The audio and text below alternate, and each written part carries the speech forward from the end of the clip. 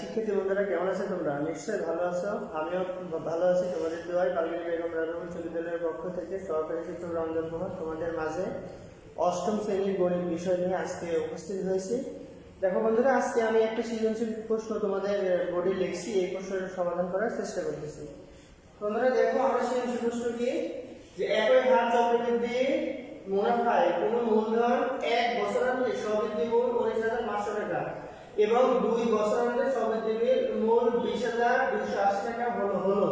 কোন নম্বর প্রশ্ন বলছে মুনাফা নির্ণয়ের সূত্রটি লেখো, আর কোন নম্বর প্রশ্ন বলছে মূলধন নির্ণয় করো। আর ছোট কোন নম্বর প্রশ্ন লিখছে একই হারে উক্ত মূলধনের 3 বছর পর সরল মুনাফা ও চক্রবৃদ্ধি মুনাফার মধ্যে যে একটা পার্থক্য হবে সেই পার্থক্যটা নির্ণয় করো।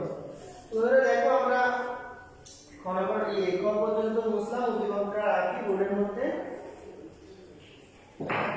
আচ্ছা বন্ধুরা দেখো, তাহলে কি বলছে এখানে, যে বলছে মুনাফা নির্ণয়ের সূত্রটা লিখো। তাহলে মুনাফা নির্ণয়ের সূত্রটা আমরা জানি, আমরা সরল মুনাফার ক্ষেত্রে আমরা মুনাফা নির্ণয়ের সূত্রটা করতে পারি, বা গত পর্বে যে ক্লাসগুলো পাঠাইছিলাম দিয়েছিলাম, এই ক্লাসগুলোর মধ্যে মুনাফা নির্ণয়ের সময় নির্ণয়ের এবং মুনাফার হার নির্ণয়ের সূত্রগুলো আমি দিয়েছিলাম। তারপর আজকে আমরা বলে দিচ্ছি। তো মুনাফা নির্ণয়ের সূত্রটা তাহলে বন্ধুরা লিখবো, আমরা জানি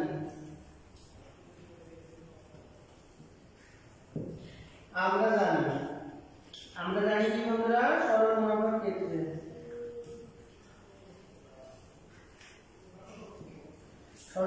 ক্ষেত্রে আয় সমান কি বন্ধুরা, পি আর এন। এটাই হলো মুনাফা নির্ণয়ের সূত্র। সরল মুনাফার ক্ষেত্রে আয় সমান পি আর এন। তো আয়টা হলো মুনাফা বা সরল মুনাফা, আর পিটা হলো কি, আসল। পি হলো আসল, আর আরটা হলো মুনাফার হার, আর এটা হলো বছর বা সময়।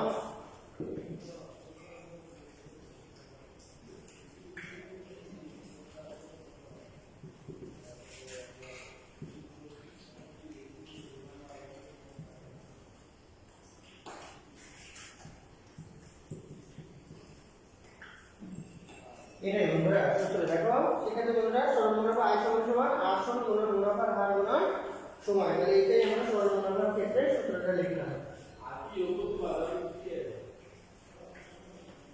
আমাদের খ নাম্বার এটা ছিল মূলধন নির্ণয় করতে বলছে।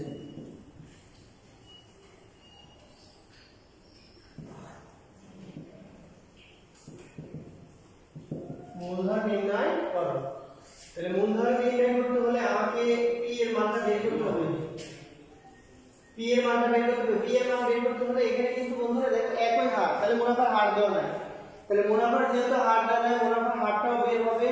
মুনাফা এখানে আসলও না বা এই মূলধনও নাই, কোন মূলধন 1 বছর আছে। তাহলে এখানে বছর এই সমান হচ্ছে 1 বছর সবৃদ্ধি মূল। তাহলে সবৃদ্ধি মূল বলতে এখানে কি বোঝাচ্ছে বন্ধুরা, সবৃদ্ধি মূল মানে এখানে মুনাফা এবং আসল দুটাই আছে। সবৃদ্ধি মূল বলতে আমরা বোঝাই 9,500 টাকার মধ্যে কি কি আছে বন্ধুরা, মুনাফাও আছে আসলও আছে। তাহলে আমরা সাইড নোট দিয়ে লিখতে পারি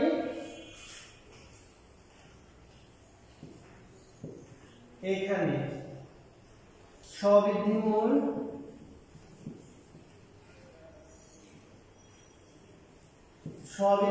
আমরা সি দ্বারা প্রকাশ করি। সবৃদ্ধি মূল সি সমান 19,500 টাকা। আর এখানে সময় এম সমান 1 বছর। আর কি দেওয়া আছে বন্ধুরা, আর কিছু নাই। তাহলে ধরি মুনাফা হার আর সমান হওয়া, আর এখানে আসল বা মূলধন।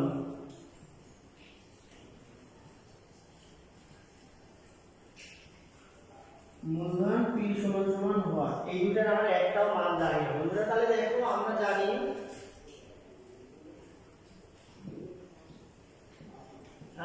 কি জানি বন্ধুরা, চক্রবৃদ্ধি মূলধনের সূত্র কি, চক্রবৃদ্ধি মূলধনের সূত্র সি সমান পি ইনটু 1 প্লাস আর হোল এন। তাহলে বন্ধুরা দেখো এখানে সি এর মান দেওয়া আছে কত, 19,500। সি এর মান দেওয়া নাই, তাহলে পি ইনটু 1 যোগ আর এখানে এন এর মান 1। তাহলে অতএব 19,500 যা আছে তাই পি ইনটু 1 যোগ আর যা আছে তাই। কোনো কিছুর উপর পাওয়ার যদি 1 থাকে এটা মানের কোনো পরিবর্তন হয় না, এটা আমরা বাদ দিয়ে লিখতে পারি। এটা এক নম্বর সমীকরণ দিলাম। তো বন্ধুরা দেখো আবার কি দেওয়া আছে, সবৃদ্ধিমূল। সবৃদ্ধিমূল c সমান আবার দেওয়া আছে কত বন্ধুরা, 20,280 টাকা। আর এখানে সময় n সমান দেওয়া আছে 2 বছর। আর এখানে ধরি মুনাফার হার ইকুয়াল মুনাফার হার আর সমান হওয়ার আর আসল বা মূলধন p সমান হওয়ার। তাহলে বন্ধুরা দেখো আবার আমরা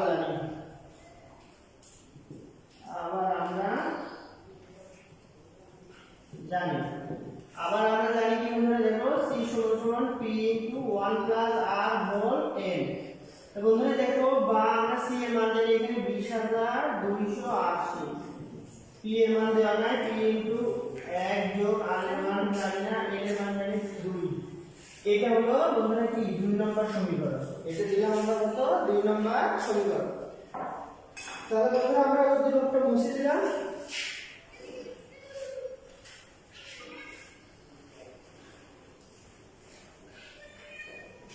তাহলে আমরা এখন 2 নম্বর সমীকরণকে 1 নম্বর সমীকরণ দ্বারা ভাগ করে পাই।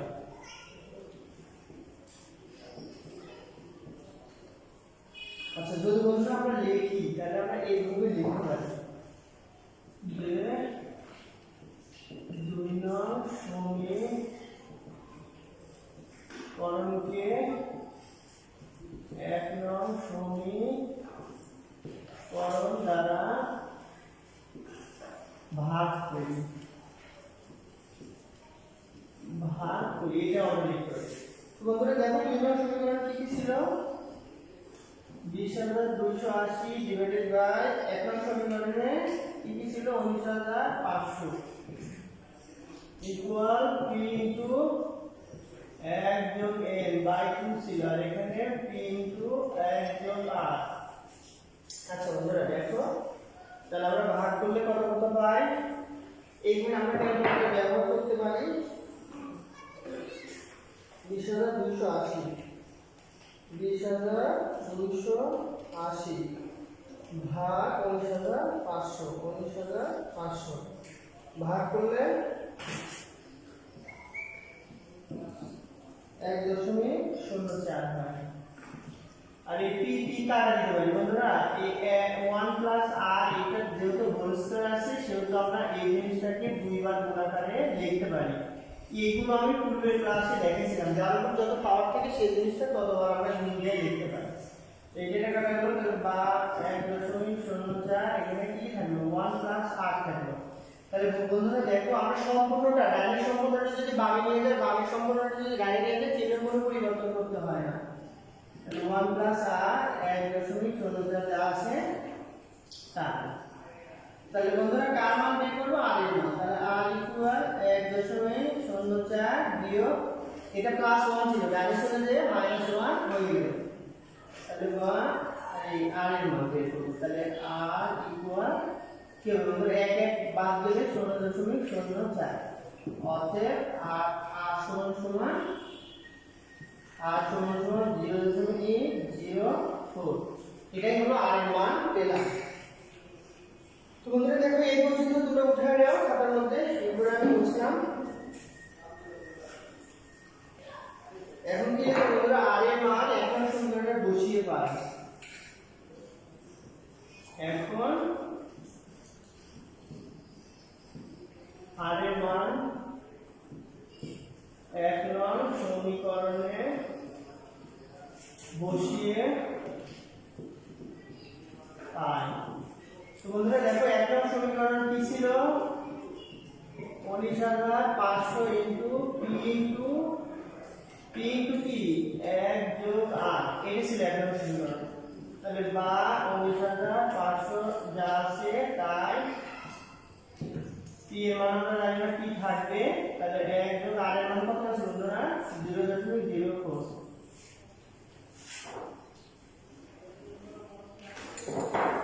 আচ্ছা বন্ধুরা দেখো আমরা এটা পি এর মান নিব, তাহলে 19500 যা আছে তাই p ইনটু 1 দিয়ে যদি আমরা 16.04 কে যোগ করি তাহলে 1.04।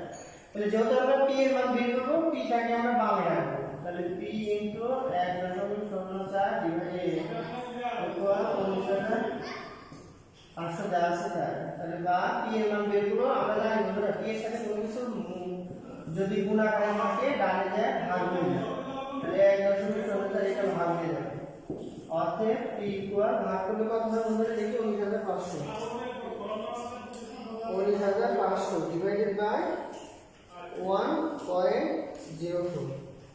এটাকে ভাগ করলে আমরা হয় 18750, এটা আমরা ভাগ করলে 18750 টাকা। তাহলে মূলধন বের করার কথা বলছি, তাহলে মূলধন p সমান 18750 টাকা, এটাই উত্তর। এখন বন্ধুরা আমরা ক নম্বর সমাধান করার চেষ্টা করলাম, এখন আমরা দেখতেছি বন্ধুরা গ নম্বরটা।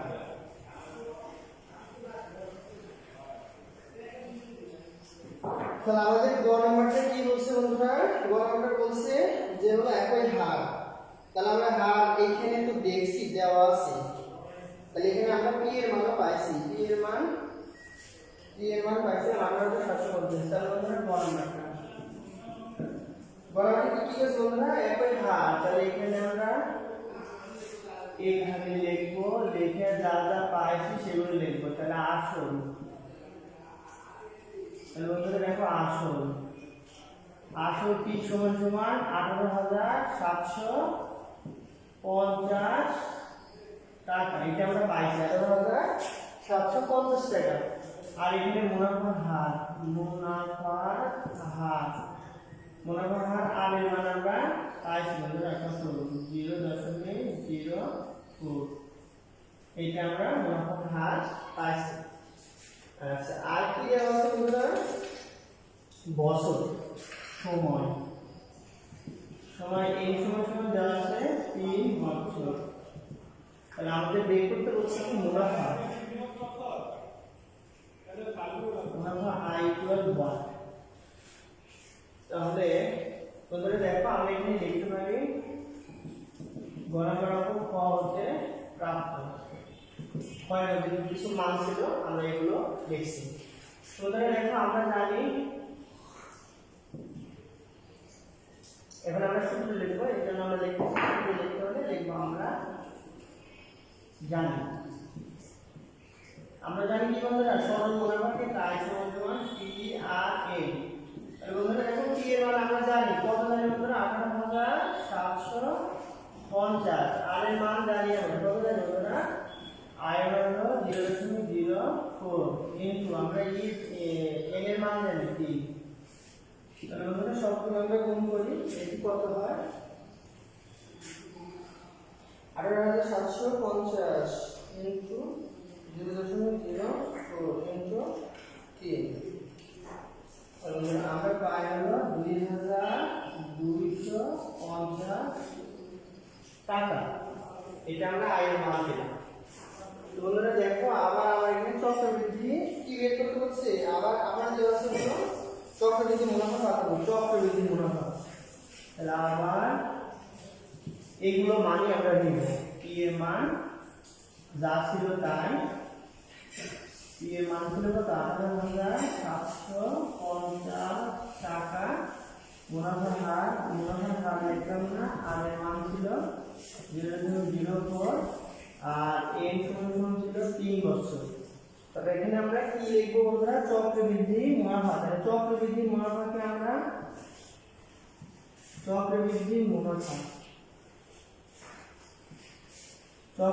মুনাফাকে আমরা c মাইনাস p দ্বারা প্রকাশ করি। তাহলে c minus p equal what, তাহলে এর মান বের করতে হবে। তাহলে বন্ধুরা আবার লিখি, আবার আমরা জানি কি চক্রবৃদ্ধি মুনাফা। চক্রবৃদ্ধি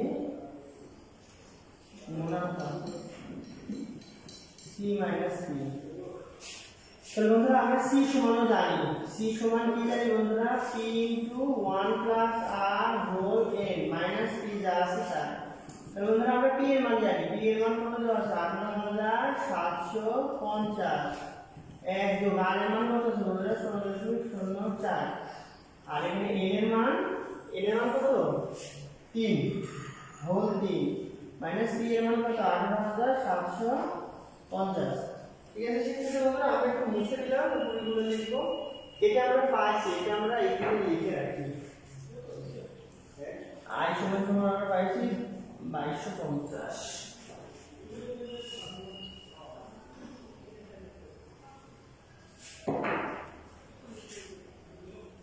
তাহলে ভাগ, আচ্ছা এখানে কত কত পাইছি বন্ধুরা 18750 ইনটু আমরা যদি 1 দিয়ে 0.4 কে যোগ করি তাহলে 1.04 হয়, 1.04 তার উপর হোল কত আছে 3 মাইনাস 18750 যা আছে তাই। তাহলে বন্ধুরা 18750 যা আছে তাই। তাহলে 1.04 কে আমরা 3 বার গুণ করে লিখব, 1.04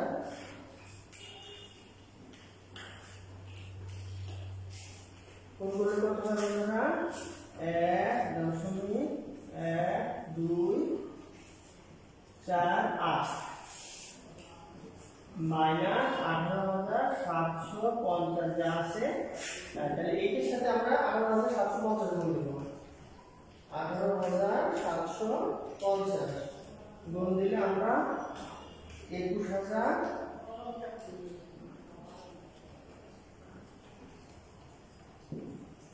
এটা বলে মাইনাস 18750 যা আছে তাই। তাহলে বন্ধুরা আমরা বাদ দেব, বিয়োগ 18750 আমরা বাদ দিলে কত হবে বন্ধুরা 2300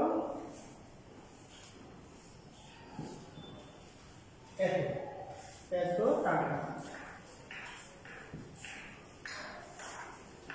নির্ধারণ করে দিলাম বন্ধুরা। দেখো আমাদের প্রশ্ন মধ্যে ছিল কি সরল মুনাফা চক্রবৃদ্ধি মুনাফার মধ্যে পার্থক্য। তাহলে পার্থক্য তাহলে অতএব সরল মুনাফা ও চক্রবৃদ্ধি মুনাফার মধ্যে পার্থক্য। তাহলে পার্থক্য মানে বিয়োগ। তাহলে এই বড়টার থেকে আমরা ছোটটা বাদ দেব, 2341 বিয়োগ 2, আর এখানে সরল মুনাফা কি পাইছি 2250। তাহলে বন্ধুরা আমরা বাদ দিই, বিয়োগ 2250 বাদ দিলে 912 হয়। কত হয় বন্ধুরা 912। এটা বাদ দিলে 91.24 টাকা। তাহলে বন্ধুরা এটাই উত্তর। সরল মুনাফা আর চক্রবৃদ্ধি মুনাফার মধ্যে পার্থক্য 91.24 টাকা। ঠিক আছে শিক্ষার্থী বন্ধুরা, আমি একটা সৃজনশীল দেওয়ার চেষ্টা করলাম। তোমরা যদি এই সৃজনশীলটা মনোযোগ সহকারে দেখো, বেশি না হলেও কিছুটা হলেও উপকৃত হবে। ঠিক আছে বন্ধুরা, আজকে আমরা এইটাই আবার অন্য কোনো অঙ্ক নিয়ে তোমাদের মাঝে উপস্থিত হবে। ঠিক আছে বন্ধুরা, ভালো থাকো, বাসায় থাকো, পড়াশোনা করো, এই কামনাই করি।